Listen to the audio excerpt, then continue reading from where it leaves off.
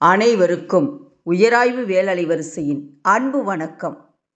இவ்வுலகம் இனியது, இதிலுள்ள வான் இனிமை உடைத்து, காற்றும் இனிது, தீ இனிது, நீர் இனிது, நிலம் இனிது, ஞாயிறு நன்று, திங்களும் நன்று, வானத்த சுடர்களெல்லாம் மிக இனியன, மழை இனிது, மின்னல் இனிது, இடி இனிது, கடல் இனிது, மலை இனிது, காடு நன்று, ஆறுகள் இனியன, உலோகமும் மரமும் செடியும் கொடியும் மலரும் காயும் கனியும் இனியன, பறவைகள் இனிய, ஊர்வனவும் நல்லன, விலங்குகளெல்லாம் இனியவை, நீர்வாழ்வனவும் நல்லன, மனிதர் மிகவும் இனியர், ஆண் நன்று, பெண் இனிது, குழந்தை இன்பம், இளமை இனிது, முதுமை நன்று, உயிர் நன்று, சாதல் இனிது, காத்தல் இனிது, காக்கப்படுதலும் இனிது, அழித்தல் நன்று, அழிக்கப்படுதலும் நன்று,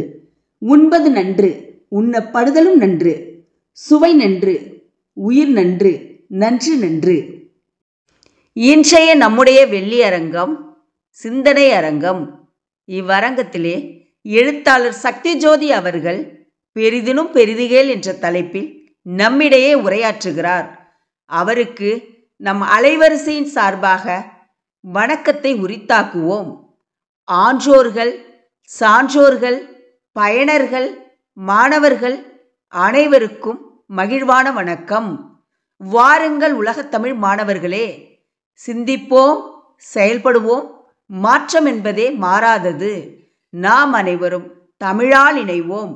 உங்களின் நான் முனைவர் சே அஜிதா, துறைத் தலைவர், தமிழ்துறை, அரசு கலை மற்றும் அறிவியல் கல்லூரி, நாகப்பட்டினம்.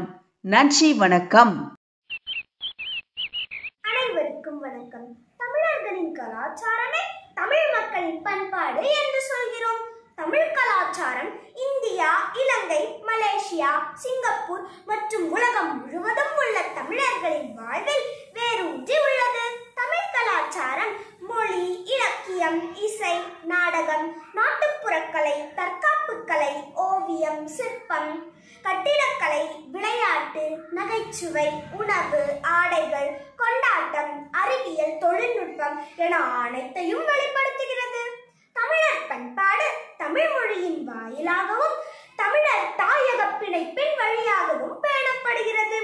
தமிழர் பண்பாடு பல காலமாக பேணப்பட்ட, திருத்தப்பட்ட, மேம்படுத்தப்பட்ட அம்சங்களை குறித்தாலும் அது தொடர் மாற்றத்திற்கு உட்பட்டு கொண்டே இருக்கிறது. இந்திய நாட்டின் பண்பாட்டிற்கு உலகமெங்கும் ஒரு தனி வரவேற்பு இருக்கிறது. இந்த அருமையான நிகழ்ச்சியை ஏற்பாடு செய்திருக்கும் நாகப்பட்டினம் அரசு கலைக்கல்லூரி தமிழ் உயர் ஆய்வுத்துறை தலைவர் முனைவர் அஜிதா அவர்கள் மற்றும் வேளாண்கட்டளையின் சார்பில் அனைவரையும் இந்த நிகழ்ச்சிக்கு வருக வருக என வரவேற்கிறோம். வாருங்கள் உறவுகளை, காணொலிக்குள் செல்வோம். நன்றி, வணக்கம். நான் உங்கள் அமிர்தினி. வணக்கம். கத்திமுனையை விட பேனாமுனை வலிமை வாய்ந்தது என்பதை தன் எழுத்துக்கள் மூலம் இந்த உலகிற்கு எடுத்துக்காட்டியவர் எழுத்தாளர் சக்தி ஜோதி அவர்கள். திண்டுக்கல் மாவட்டம் மேற்கு தொடர்ச்சி மலையின் அடிவார கிராமமான ஐயம்பாளையத்தில் தன் குடும்பத்துடன் வசித்து வருகிறார். தமிழில் முதுகலை பயின்ற இவர் சங்க இலக்கியத்தில் ஆய்வு செய்து முனைவர் பட்டம் பெற்றவர். வெள்ளி வீதி, தீ உறங்கும் காடு, கடலோடு இசைத்தல் போன்ற 12 கவிதை தொகுதிகளும் 2 கட்டுரை நூல்களையும் எழுதியுள்ளார். கவிதைகள் தவிர சங்க பாடல்கள், நவீன இலக்கியம், நீர் மேலாண்மை, பெண் கல்வி, சுற்றுச்சூழல், விவசாயம், காலநிலை மாற்றம் ஆகியவை குறித்து இவர் எழுதிய கட்டுரைகள் பல்வேறு இதழ்களிலும் பிரசுரமாகியுள்ளன. தேசிய வேளாண்மை மற்றும் ஊரக மேம்பாட்டு வங்கி, தமிழக அரசின் வேளாண்மை துறை மற்றும் சமூக நலத்துறை ஆகியவற்றோடு இணைந்து தனது சமூக பணி நிறுவனத்தின் மூலம் வேளாண்மை மற்றும் பெண்களின் சுயசார்பு மேம்பாட்டிற்கான ஆக்கப்பணிகளை மேற்கொண்டு வருகிறார். ஆளும் சக்தியாய் இளையோர் மனதில் தன் எழுத்துக்கள் மூலம் சீரிய கருத்துக்களை விதைத்து வருகிறார். இந்திய அளவில் மட்டுமல்லாமல் உலகெங்கிலும் உள்ள பன்னாட்டு தமிழ்ச் சங்கங்களில் பேசி வருகிறார். இவர் இலக்கியம், வேளாண்மை, பெண்கள் முன்னேற்றம் குறித்து 200க்கும் மேற்பட்ட கல்லூரிகளில் உரையாற்றியுள்ளார். பணி நிமித்தமாக அரசின் அழைப்பின் பேரிலும் தனிப்பட்ட பயணமாகவும் America, Portugal, Israel, Singapore, Malaysia, Thailand, Ilangai, China போன்ற நாடுகளுக்கு சென்று வந்திருக்கிறார். இவர் ஆற்றிய சமூக பணிகளுக்காக மாநில அளவிலான பல்வேறு விருதுகள் பெற்றிருக்கிறார். குறிப்பாக மத்திய இளைஞர் மற்றும் விளையாட்டுத்துறை அமைச்சகத்தில் மூலமாக சிறந்த இளையோர் விருது பெற்று இந்திய சீன நல்லிணக்கத்தின் சார்பாக சீனா சென்று வந்திருக்கிறார். எழுத்தாளர், கவிஞர், சமூக ஆர்வலர் என பன்முகம் கொண்ட இவர் நாளைய ஆளுமைகளான இளையோர்களுக்காக, அவர்கள் வாழ்வின் முன்னேற்றத்திற்காக பெரிதினும் பெரிது கேள் எனும் தலைப்பின் கீழ் தன்னுடைய கருத்துக்களை விதைக்க வருகிறார். விதைக்கும் சக்தியாக உருவாகி வரும் சக்தி ஜோதி அம்மா அவர்களின் கருத்துக்களை கேட்கும் நாம் வளரும் சக்தியாகி சமூகத்தில் நல்ல பல மாற்றங்களை கொண்டு வருவோம்.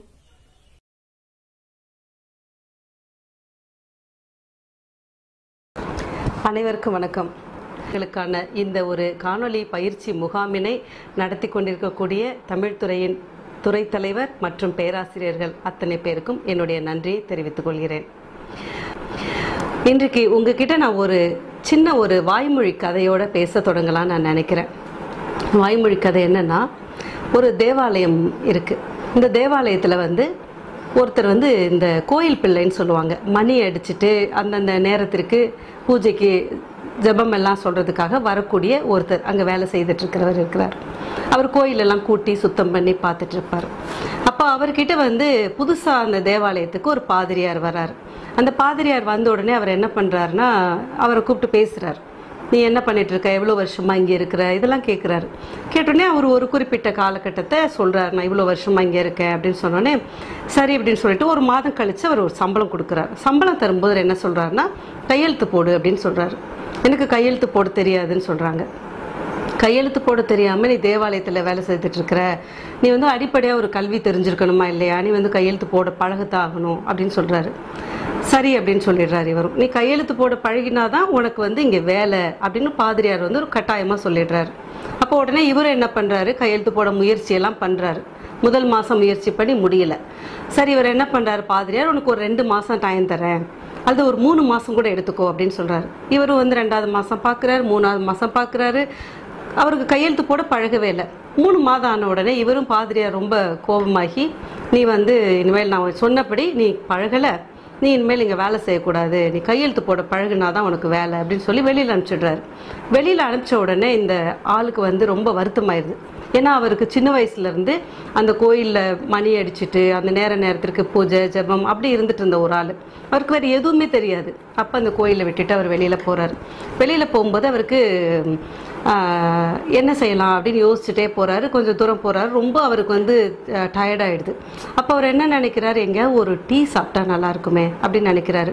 அப்போ அதுக்காக அவர் தேடி போகும்போது ஒரு டீ கடை கூட அந்த பகுதியிலே இல்லை. இப்படி 1 கிலோமீட்டர் 2 கிலோமீட்டர் நடந்து போய் ஒரு 5 கிலோமீட்டர் அந்த தேவாலயத்திலேருந்து தூரத்துக்கு போகும்போது ரொம்ப தூரம் தள்ளி தான் ஒரு டீ கடை அவருக்கு இருக்குது. எடுத்து அவர் போய் அங்கே ஒரு டீ வாங்கி குடிச்சிட்டே யோசிச்சு பார்க்குறாரு. இவ்வளோ தூரம் வரைக்கும் நம்ம நடந்து ஒரு தேநீருக்காக இவ்வளோ தூரம் அலைய வேண்டியிருக்கா அப்படின்னு யோசிச்சு பார்த்துட்டு, நம்மளே ஏன் அந்த தேவாலயம் பக்கத்தில் எங்கேயாவது ஒரு இடத்துல ஒரு முனையில் ஒரு டீ கடை ஆரம்பித்தா என்ன, ஏன்னா நமக்கு வேறு எதுவும் தெரியாது, இது ஓரளவுக்கு தெரியும் இல்லையா அப்படின்னு நினச்சிட்டு அந்த வேலையை அந்த தெரு முனையில் ஒரு டீ கடை ஆரம்பிக்கிறார். கொஞ்ச நாள் கழிச்சு அந்த டீ கடையில் நிறைய வருமானம் வர ஆரம்பிச்சிருது. வருமானம் வர ஆரம்பிச்சுன்னா இந்த தொழில் அவருக்கு ரொம்ப பிடிச்சிருது. பிடிச்சி போய் என்ன பண்ணுறாருன்னா, அவர் இன்னொரு பிரான்ச் தொடங்குறாரு. இப்படி ஒரு 2-3 இடத்துல அப்படி தொடங்கி அவர்கிட்ட நிறைய பணம் வர ஆரம்பிச்சிருது. பணம் அவர்கிட்ட நிறைய இருக்கிறத பார்த்த உடனே ஒரு தடவை ஒரு வங்கியாளர் அந்த கோயிலுக்கு வரவர் இவரை பார்த்துட்டு நிறைய காசு கையில் இருக்கிறத பார்த்துட்டு கேட்குறாங்க, நீ இவ்வளோ காசை கையில் வச்சுட்டு இருக்க, இது அவ்வளோ பாதுகாப்பு இல்லை, நீ வங்கியில் நீ கணக்கு தொடங்கி அதில் நீ பணம்லாம் போட்டு எடுத்தேன்னா உனக்கு தேவைப்படும் போது நிறைய உனக்கு நாங்கள் கடன் உதவியோ மற்ற சலுகைகளும் நாங்கள் பண்ணித்தர முடியும் அப்படின்னு அவர் கேட்குறாரு. கேட்கும்போது அவர் யோசிக்கிறாரு, சரி உங்ககிட்ட நான் காசை கொடுக்கறதுனால என்ன லாபம் இருக்குது அப்படின்னு நிறைய கேள்விகள்லாம் கேட்டு கடைசியில் அவர் ஒத்துக்கிறார். வங்கியில் கணக்கு தொடங்க ஒத்துக்கிறார். இப்போ வங்கியாளர் கேட்குறாரு, நீ வந்து கையெழுத்து போடணும், கையெழுத்து போட்டு நீ வந்து இந்த மாதிரி பண்ணணும். ஏன்னா நீ வந்து ஒரு சொல்லும்போது அப்போ அவர் எனக்கு கையெழுத்து போட தெரியாது அப்படின்னு அவர்கிட்ட சொல்கிறாரு. அப்போ அவர் சொல்கிறாரு, நீ கையெழுத்து போட தெரியாமல் இருக்கும்போதே இவ்வளோ யோசிச்சு இவ்வளோ அழகாக உன்னுடைய தொழிலை நீ வந்து விருத்தி பண்ணி சம்பாத்தியம் பண்ணியிருக்க. அப்போ நீ இன்னும் கையெழுத்து போட தெரிஞ்சு இன்னும் கொஞ்சம் உன்னுடைய படிப்பெல்லாம் நீ வளர்த்துருந்தீங்கன்னா இன்னும் நீ எவ்வளோ சம்பாதிச்சிருக்கலாம் அப்படின்னு அவர் கேட்குறாரு. இப்போ இந்த இடத்துல தான் நம்ம ஒரு விஷயத்தை புரிஞ்சுக்கணும். என்ன அப்படின்னா, இந்த கதை வந்து உங்களுக்கு ஒரு வேளை தெரிஞ்சிருக்கலாம். இது வந்து என்ன ஒரு வாய்மொழி கதை, நிறைய இடங்களில் கேட்டிருக்கலாம். உலகம் முழுக்க கதைகள்ங்கிறது வந்து எப்போதுமே நம்மக்கிட்ட வந்து இருந்துக்கிட்டே இருக்கிற ஒரு விஷயந்தான். ஆனால் யார் எந்த கட்டத்தில் நமக்கு சொல்கிறாங்கங்கிறத பொறுத்து தான் அந்த கதைக்கான அர்த்தம் வந்து நமக்கு மாறுபடும். ஏன்னா நமக்கு கதை எப்போது நமக்கு கிடைச்சிருக்கு அப்படின்னு பார்த்தீங்கன்னா, எப்போ நம்ம அம்மா நம்மளை தூக்கி இடுப்பில் வச்சு நிலாவை காட்டி நிலாவில் ஒரு பாட்டி வடை சுடுறாங்க அப்படின்னு ஒரு கதை சொல்ல தொடங்குறாங்களோ அன்றைக்கே நமக்கு கதை நம்முடைய காதுக்கு வந்து சேர்ந்துருது. கற்பனைகள் நமக்கு இருக்குது. அப்போது அந்த கதை எந்த காரணத்துக்காக யார் சொல்லியிருக்கிறாங்க அப்படிங்கிறது ரொம்ப முக்கியம். இந்த கதையை நம்ம வந்து இரண்டு வேறு விதமாக பார்க்கலாம். ஒன்று, நம்ம வந்து ஒரு கையெழுத்து போட தெரியாத ஒருத்தர் வந்து கையெழுத்து போட தெரியலங்கிற ஒரு காரணத்தினால வெளியேற்றப்பட்டு அவர் வந்து ஒரு கடை ஆரம்பித்து ஒரு பெரிய செல்வந்தராக பணம் நிறைய புழங்கக்கூடிய ஒரு மனிதனாக உருவாகி இருக்கிறாரு அப்படின்னு ஒரு விதமான ஒரு பார்வையில் பார்க்கலாம். ஆனால் இன்னொரு பார்வை இருக்குது. இந்த இன்னொரு பார்வை என்னன்னா, வெறும் ஏட்டுக்கல்வி மட்டும் கிடையாது வாழ்க்கை, அனுபவ கல்வியும் அவசியம்ங்கிறது தான் இந்த இரண்டாவது ஒரு பார்வை இருக்கு. இந்த அனுபவ கல்விங்கிறது அவர்கிட்ட ஏராளமாக இருக்கு. ஆனால் ஏட்டுக்கல்வியும் அவசியமா தேவைப்படுது. அப்ப இன்றைக்கு இருக்க காலகட்டத்தில் இந்த கல்வியை பற்றி நம்ம யோசிக்க வேண்டி இருக்குது. எப்படி யோசிக்கலாம் அப்படின்னு சொன்னாக்க, இப்ப எங்களுடைய தலைமுறையெல்லாம் எப்படி நாங்க வந்து படிச்சிருக்கோம் அப்படின்னா, பள்ளிக்கூடம் அப்படின்னோடனே எங்களுக்கு என்னெல்லாம் ஞாபகம் வரும் அப்படின்னு பார்த்தீங்கன்னா, ஒரு புளிய மரத்தடி, ஒரு ஆல மரத்தடி, அங்க வந்து ஒரு ஆசிரியர் வந்து ஒரு சேர் போட்டு இருப்பாரு. சமயத்துல வந்து அவரும் எங்களோட சேர்ந்து தரையில கூட அமர்ந்திருக்கலாம். இப்படி ஒரு பள்ளிக்கூடம் ஞாபகம் இருக்கும். சில ஆசிரியர்களை பத்தி நினைவே பார்த்தீங்கன்னா, அவர் கையில மணிப்பெரம்பு இருக்கும் அப்படின்னு சொல்லி பெரம்பு கூட நமக்கு ஞாபகத்துல இருக்கும். இப்படி எல்லாம் கூட நமக்கு ஆசிரியர்கள் இருப்பாங்க. ஆசிரியரை பிடிச்சதுக்காகவே பாடம் படித்த மாணவர்களாக எங்களுடைய தலைமுறையை நாங்க சொல்ல முடியும். ஏன்னா ஒரு வேதியியல் ஆசிரியரை பிடிச்சிருக்கு, ஒரு பூகோளம் சொல்லித்தர ஆசிரியரை பிடிச்சிருக்கு, தமிழ் ஆசிரியரை பிடிக்கும், கணித ஆசிரியரை பிடிக்கும் அப்படிங்கிற காரணத்திற்காக அதிகமான மதிப்பெண் எடுத்த மாணவர்களும் நிறைய பேர் இருந்திருக்கிறாங்க. அப்போ இந்த காலகட்டத்திலேருந்து மெல்ல மெல்ல நம்ம கல்வி முறையானது எப்படி மாறுச்சு அப்படின்னு பார்த்தீங்கன்னா, ஒரு நவீன வகுப்பறைக்குள்ளே நம்ம போனோம். நவீன வகுப்பறைக்குள்ளே போகும்போது என்ன நடந்தது அப்படின்னாக்க, நம்முடைய குழந்தைகளுக்கு நிறைய தோல்வியை கற்றுக் கொடுக்க நம்ம மறந்துடுறோம்.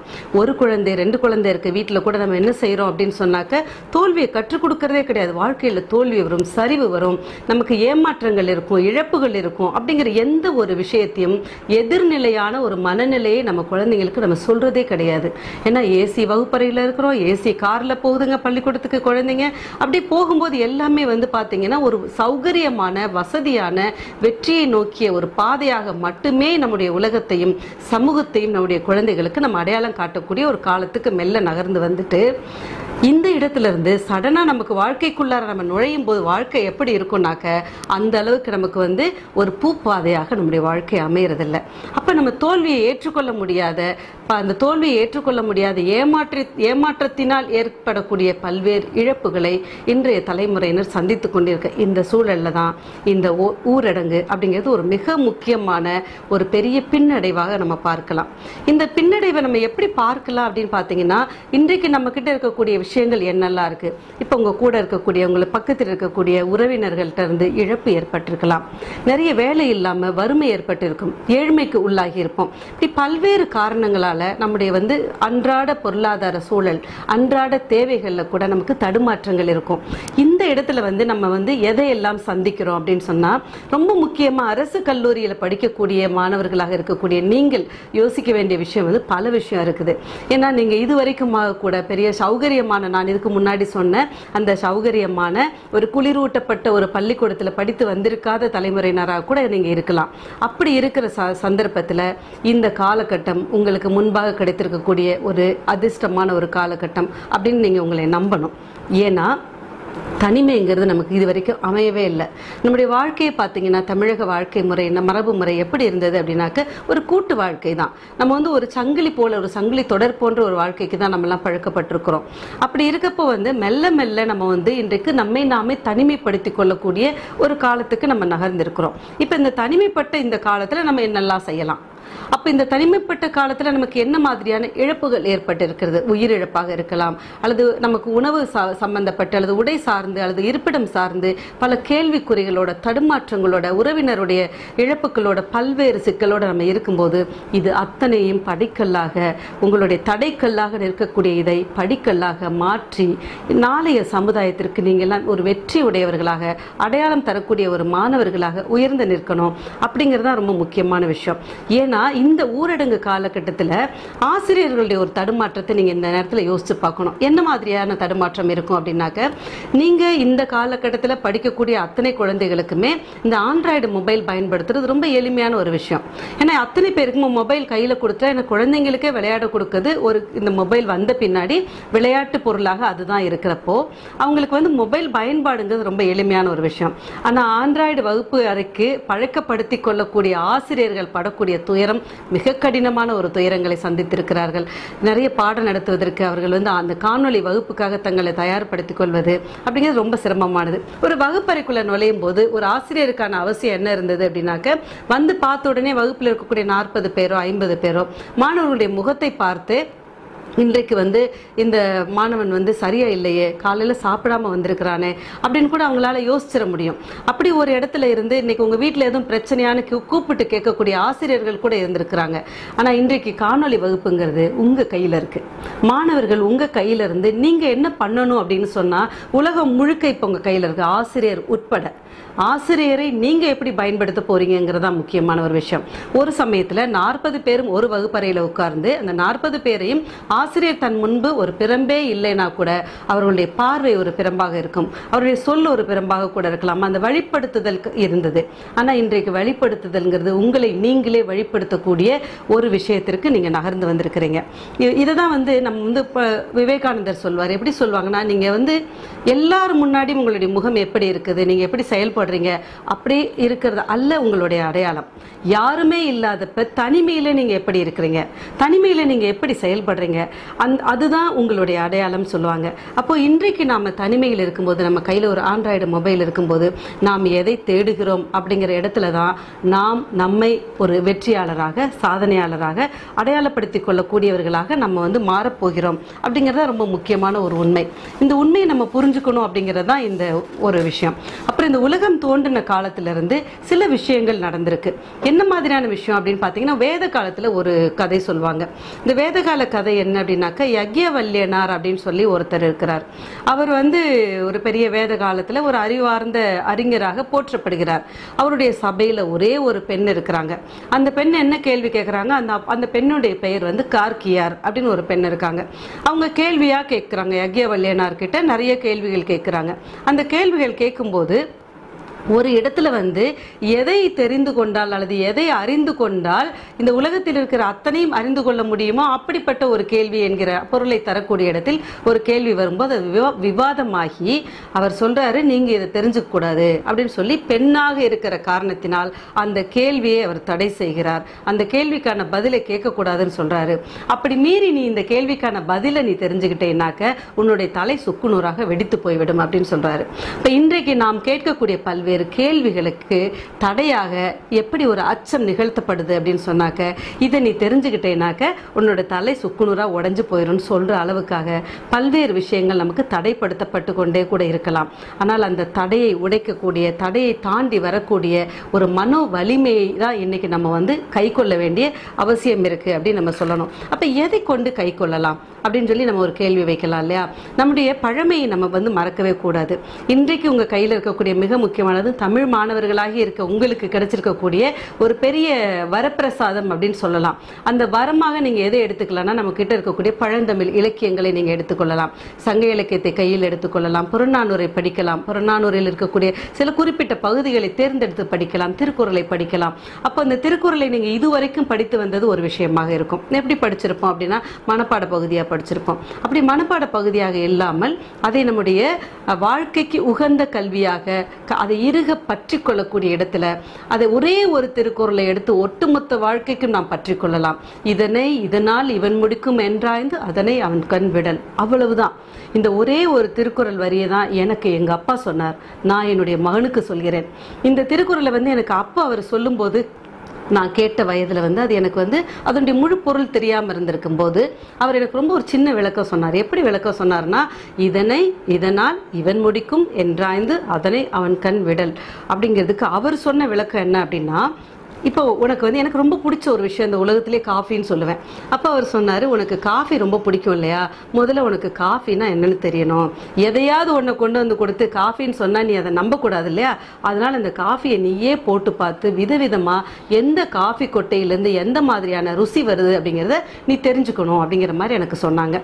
அப்போது அந்த காஃபியை பற்றி தெரிஞ்சுக்கிறோம். அப்போ இதனை அப்புறம் இதனால் அதுக்கு என்னென்ன பொருளெல்லாம் சேர்மானங்கள் இருக்குது, அது எந்த விதமான பக்குவத்தில் வறுக்கப்படணும் அல்லது அரைக்கப்படணும் அப்படிங்கிறது நமக்கு தெரியணும். அப்புறம் இவன் முடிக்கும், அப்ப இந்த வேலையை ஒருத்தர்கிட்ட ஒப்படைக்கணும் இல்லையா. அப்ப நமக்கு எதிரே இருக்கவனுக்கு இந்த தொழில்நுட்பம் தெரியுமா, அவனுக்கு அதுக்கான அறிவு இருக்குதா அப்படிங்கிற ஒரு விஷயத்தை நம்ம தெரிஞ்சுக்கிறோம். அப்ப இவன் முடிக்கும் என்று ஆய்ந்து அதான் ரொம்ப முக்கியமானது. அதை ஆராய்ந்து, சும்மா ஒரு காஃபி தானே யார்கிட்ட வேணாலும் கொடுத்துடலாமே அப்படின்னு நினைக்காம அதை ஆராய்ந்து பார்த்து அதனை அவன் கண் விட்டுறணும். அதுக்கப்புறம் பின்னாடியே நம்ம போய் தண்ணி வச்சுட்டியா, பால் வச்சுட்டியா, காஃபி தூள் போட்டுட்டியா, எவ்வளோ சக்கரை போட்ட, இத்தனை கேள்விகளை செய்கிறதா இருந்ததுன்னா நாமளே அதை செய்திடலாமே அப்படின்னு எனக்கு சொன்னாங்க. அப்போ இது ஒரு லீடர்ஷிப்கான ஒரு தலைமைத்துவத்தை ஏற்று நடத்தக்கூடிய ஒரு பண்பிற்கான ஒரு விஷயமாக எனக்கு எங்கள் அப்பா சொன்னதை நான் என்னுடைய மகனுக்கு சொல்கிறேன். அப்படி ஒரு திருக்குறள், ஒரே ஒரு திருக்குறளை காலம் முழுக்க நம்ம கையில் எடுத்துக்க முடியும். அதே போல தான் இந்த காலகட்டத்தில் நாம் எதையெல்லாம் எடுத்துக்கலாம் அப்படின்னு பார்த்தாக்க, இன்றைக்கு காலகட்டத்திற்கு உகந்த ஒரு திருக்குறளாக ரொம்ப எளிய திருக்குறள் அது எதுன்னு பார்த்தீங்கன்னா, கற்க கசடர கற்பவை கற்றபின் நிற்க அதற்கு தக. அவ்வளோதான். இப்போ நம்ம என்னெல்லாம் கற்றுக்கொள்ள போகிறோம்? நம்ம பக்கத்தில் ஆசிரியர் இருந்து என்ன படிச்சுட்டியா, ஹோம்ஒர்க் எழுதிட்டியா, உன்னோட எக்ஸாம் எப்படி எழுதியிருக்கிற, உங்கள் பேப்பர் எடுத்து பார்க்கறது, உங்கள் பக்கத்தில் நின்று கவனிக்கிறது, எதுவுமே இன்னைக்கு ஆசிரியர் செய்ய முடியாது. நீங்கள் உங்களுடைய வகுப்பறையில் உட்கார்ந்து தள்ளி ஒரு 4 பேருக்கு ஒரு வேறு மாணவர்களை உட்கார வைத்து பரீட்சை எழுதின ஒரு காலகட்டத்திலேருந்து நகர்ந்து உங்கள் வீட்டு மேஜையில் உட்கார்ந்து புத்தகத்தை பார்த்தும் அதற்கு ரெஃபரன்ஸ்க்காக நிறைய நெட்டில் இருந்து எடுத்தும் கூட இன்றைக்கு நீங்கள் உங்களுடைய பரீட்சை எழுதிட்டு இருக்கீங்க. அப்போ இந்த பரீட்சை எழுதக்கூடிய இடத்துல இருந்து எத்தனை தூரம் உங்களுக்கு அறிவு கிடைக்கும் அப்படின்னு நீங்கள் யோசிச்சு பாருங்க. அப்போ இன்றைக்கு கல்வியை நீங்கள் தகவமைத்துக் கொள்ள வேண்டும். உங்களுக்கு தக்க, இந்த காலத்துக்கு தக்க தகவமைத்துக் கொள்ள வேண்டும். டார்வினோட தியரி இதை தான் பேசுது. அதாவது சர்வைவல் ஆஃப் தி ஃபிட்டஸ்ட் அப்படின்னு சொல்றாங்க. அப்போ அந்த சர்வைவல் ஆஃப் தி ஃபிட்டஸ்ட்னா எது வலுத்தது வெல்லும் அப்படின்னு சொன்னால், வலிமையானதுங்கிறது உடல் வலிமையானது மட்டும் கிடையாது, இன்றைக்கு மனோ வலிமையானது தான் வெல்லும் அப்படின்னு சொல்ல முடியும். இன்றைக்கு இருக்கக்கூடிய இந்த நோய் அச்சம் அப்படிங்கிற விஷயத்தை நாம் தடையை தகர்த்து நம்ம வெளியில் வரணும்னா, நம்ம கிட்ட இந்த மனதில் இருக்கக்கூடிய வலிமை தான் உடலுக்கும் எதிர்ப்பு சக்தியாக மாறும். இந்த உடலுக்கு எதிர்ப்பு சக்தியாக மாறி இன்றைக்கு நாம் வலிமையோடு இந்த உலகத்தில் இருக்கக்கூடிய இன்றைக்கு நிகழ்ந்து கொண்டிருக்கக்கூடிய இந்த ஊரடங்கு காலகட்டத்தின் நோய் அச்சத்தை மீட்டு நாம் நகர்ந்து வர வேண்டிய ஒரு அவசியம் இருக்கிற இடத்துல நம்முடைய கல்வியை நாம் எப்படி எடுத்துக்கிறோம் அப்படின்னு சொன்னால், நாம் இன்றைக்கு எல்லோரும் நம்மை தனிமைப்படுத்தி கொண்டு எதையெல்லாம் தேடி வாசிக்கிறோமோ அந்த இடத்தில் நாம் வெற்றியாளர்களாக நாம் மாறப்போகிறோம் என்பது மிக மிக உறுதியான ஒரு விஷயம். இந்த கல்வியை நாம் எப்படி படிச்சுக்கலாம் அப்படிங்கிறது இன்னொரு எளிமையான ஒரு விஷயத்தை உங்களுக்கு நான் சொல்கிறேன். நீங்கள் எல்லாம் கடல் பார்த்துருப்பீங்க. உங்களுக்கு கொஞ்சம் பக்கமான பகுதியை நான் நினைக்கிறேன். கடலுக்கு போனீங்கன்னா கடல் பார்ப்பீங்க. பக்கத்தில் இருக்கக்கூடிய வேளாங்கண்ணி போயிருக்கலாம், நாகப்பட்டினத்துக்கு கடலுக்கு போயிருக்கலாம். அப்போ நீங்கள் கடலுக்கு போகும்போது அந்த கடலை பார்த்துட்டு நம்ம திரும்பி வந்துடுவோம். எப்படி கடல் பார்க்குறோம்?